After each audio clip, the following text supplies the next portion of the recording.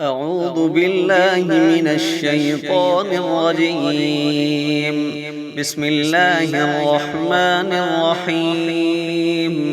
وإذ قال إبراهيم رب اجعل هذا البلد آمنا واجنبني وبني أن نعبد الأصنام رب إنهن أضللن كثيرا من الناس فمن تبعني فإنه مني ومن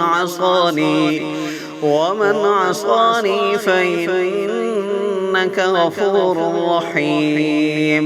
ربنا إني أسكنت من ذريتي بواد غير ذي زرع عند بيتك المحرم ربنا ليقيموا الصلاة فاجعل أفئدة من الناس تهوي إليهم وارزقهم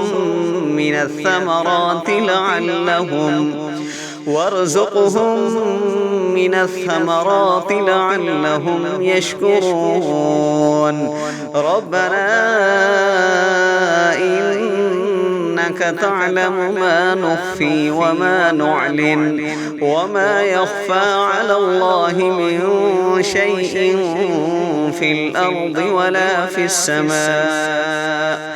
الحمد لله الذي وهب لي على الكبر إسماعيل وإسحاق إن ربي لسميع الدعاء. رب اجعلني مقيم الصلاة ومن ذريتي ربنا وتقبل دعاء.